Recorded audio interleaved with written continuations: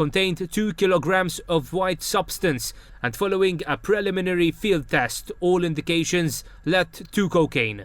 It is believed that the street value of this seizure exceeds the €200,000 figure. The police drug squad were duly informed, and the passenger, together with his belongings, was escorted to the police headquarters for further investigations. The strategy for the regeneration of Cotonera, which has been approved by the Cabinet, will start being implemented next year, with infrastructural and social projects in Vitoriosa, Cospicua, Senglea and Calcara. This has been revealed in a conference on this strategy, which brought together representatives from local councils, the church and non-governmental organizations. Prime Minister Joseph Muscat stated that this strategy is a clear sign of government's commitment for residents to benefit from the wealth being created in the country. Without referring directly to parking in Senglea and to the investment by the American University of Malta, Dr. Muscat said there is a need to strike a balance, as every investment creates new challenges which have to be faced. The ship MV Nikolaos is going to be specifically modified to be more accessible. The ferry will stop operating on a temporary basis for around a month until the works have been completed. In a statement, Gozo Channel explained that the ferry will not be operating from the 11th of November to the 12th of December. Works will include the installation of side ramps so that passengers can go up from the respective terminals in Chirkewa and Imjar straight onto the ship's deck instead of having to go up from near the cars. It was explained how these works will be carried out at a dockyard abroad and that the modifications will be carried out by the ship's owner. Thank you for your attention and good night.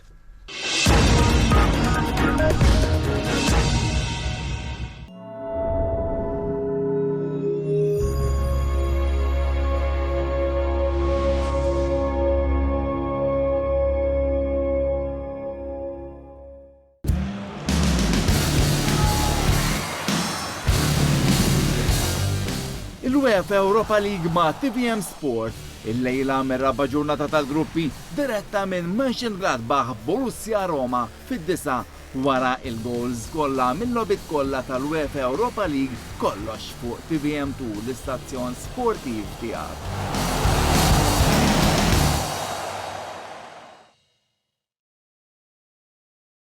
Ġara eżattament fil-qala kif l-awtorità tal-ippjanar ħarġet permess ferja fejn wieħed kien jistenna li ma jħorġux permessi. Da kollu mal-protagonisti li kienu hemm f'nofs il-kontroversja. U mbagħad wara nħarsu lejn il-fiera tradizzjonali ta' kull sena dwar il-ktieb. Dejjem miegħi Xavier Balzan. Magħruf l-aktar at-tempji antiki li għandu fih.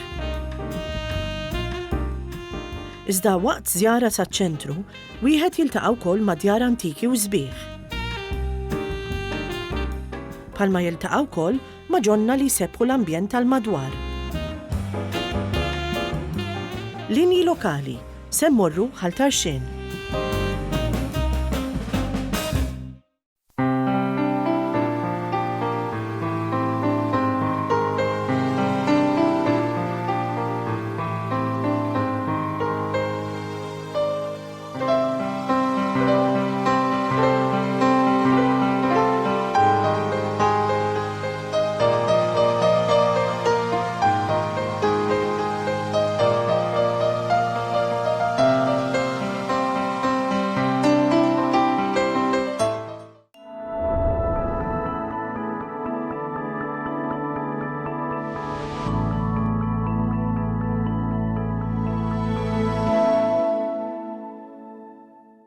L-Ewropa tagħmel kummerċ kbir. Għadha tistax tgħid li Malta s-sabiħa u veru.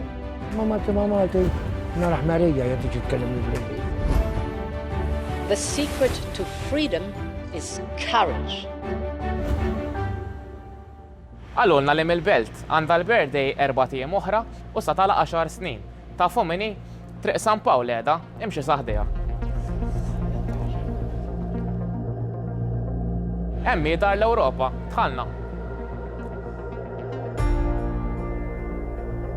Żmien ilu dan kien palazz antik mitluq. Imbagħad f'Novembru tal-2009 nbidel f'ċentru għall-Affarijiet Ewropej.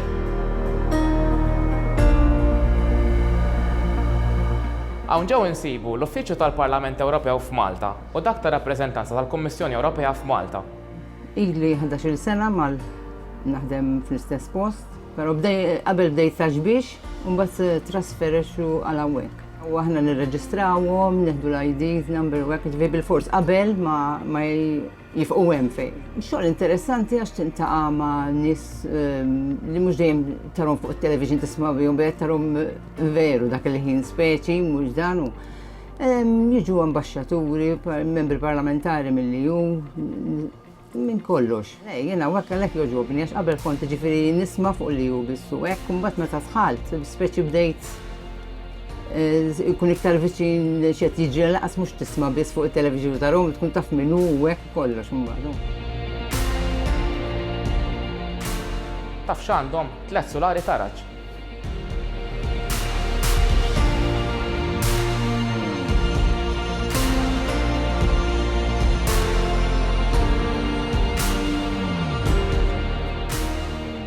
Ili hawnhekk issa x-xahar ieħor ħanagħlaq 15-il sena. Niftakru għadu kollu trab u maqluħ għax inbidel ħafna għalkemm inżamm il-kunċett l-antik tiegħu. Inbidel ħafna, ovvjament ridna nadottawh f'offiċini. Minn dejjem kienet xewqa tiegħi li naħdem fil-Kummissjoni Ewropea. Il-kunċett Ewropej kont inkun entużjasta biex niltaqa' mal-kummissarji li ħajjiġu, u nara kif nagħmel biex niltaqa' magħhom. Kont nipprova nżomm anki album, nieħu ritratti magħhom, qegħdin ħafna minnhom qegħdin warajja. Dawk kollha kienu esperjenzi sbieħ u li napprezza. The courtyard was restored with all its original features, except for one addition, and this, as you can see, is a rather prominent one. It's the fish pond, and the idea is that we brought the occupants of the fish pond at the previous premises over with us when we came here, so they're a bit of a mascot for the office. We've got goldfish and koi that have been as long as the delegation was open, so the European Commission has been here as long as they have. I think I'm officially one of the oldies of the office. I've been working for the Commission for nearly 18 years now. I joined as a secretary when we were still a delegation based in Tashbish. I'm very grateful to the Commission for the opportunities that I've experienced over the years, locally and abroad. I can honestly say that no 2 days are ever the same, which is fantastic. Jien l-aħħar wieħed li tħaltaw ġew, wieħed mill-iżgħar ukoll bħala etajiet, ili naħdem mal-Kummissjoni Ewropea f'Malta għal dawn l-aħħar sena. Bis-saħħa ikolli ċans nintaqa' aktar ma' ċertu nies distinti bħal politikanti, kummissari u bħala ambjent ta' xogħol familja waħda jekk naħdmu jitfit flimkien. Ili hawnhekk isni daqs sena u nofs.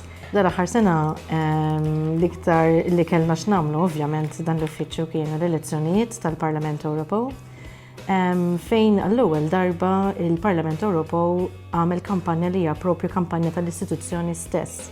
Jiġifieri fejn ma tkellimniex fuq għal min ovvjament għandek tivvota dak mhux xogħolna, imma li toħroġ tivvota, l-importanza tal-vot. Ili naħdem fl-Uffiċċju tal-Parlament Ewropew f'Malta 8 xhur. Niftakar żgur l-avveniment li kellna l-kampanja tal-elezzjonijiet fejn ġie l-President ta' Malta. U x'vedut għandhom minn hawn fuq.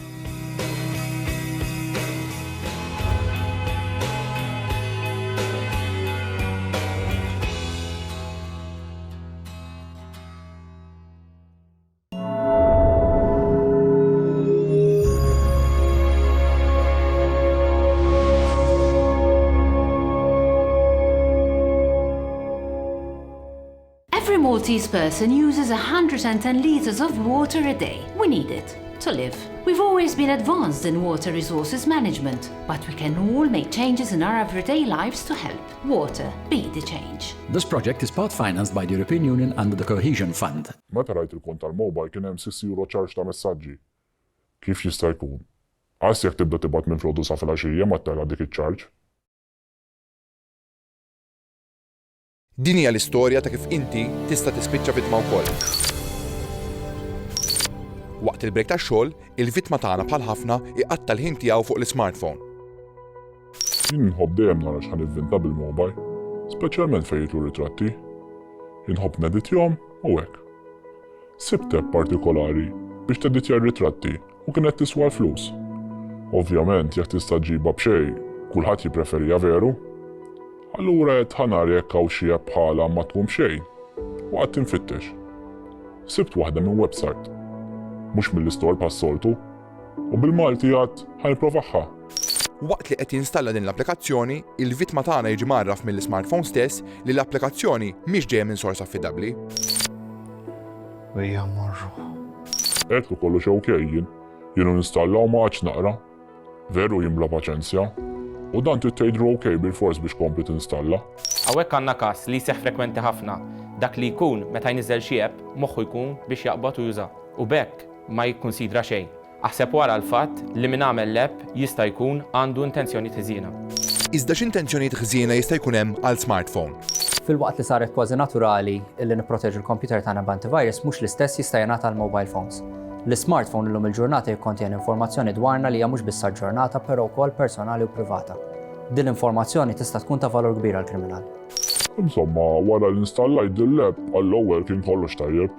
La kien fiha riklami minn daw li jqogħdu jiġu waqt li tkun qed tusaħħa, xejn, vera champion kienet. Għall-ewwel ma jkun hemm l-ebda sinjal ta' problema. Iżda wara ftit.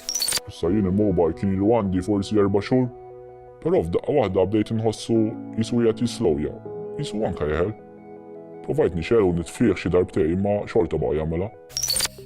Da x'inhu jagħmel men? L-smartphone tal-vittma tagħna issa jibda jwaqqa l-batterija malajr ħafna. Għadni kemm iċċarġejtu issa.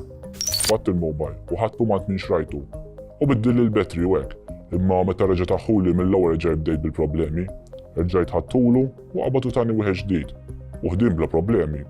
Qed mela dak kien difettus. Il-vittma tagħna jaħseb li l-smartphone li kellu kien difettus. Dan sakemm marċieva l-ewwel kont ta' servizz li juża.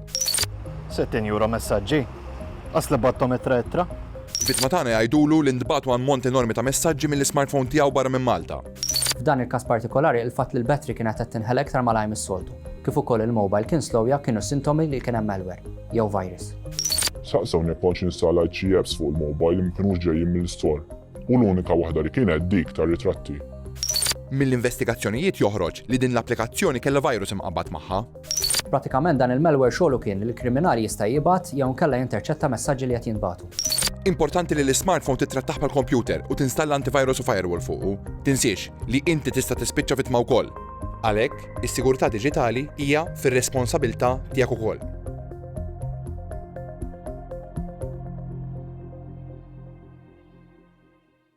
Il-ġimgħa id-dieħla niddiskutu l-kampjonati nazzjonali tal-ġinnastika kif ukoll il-Malta 8 Ball Federation. Dan u aktar fil-programm. Kunu miegħi live xandira diretta dejjem fuq TVM 2 fid-9:15 għal programm ieħor Sports Panorama.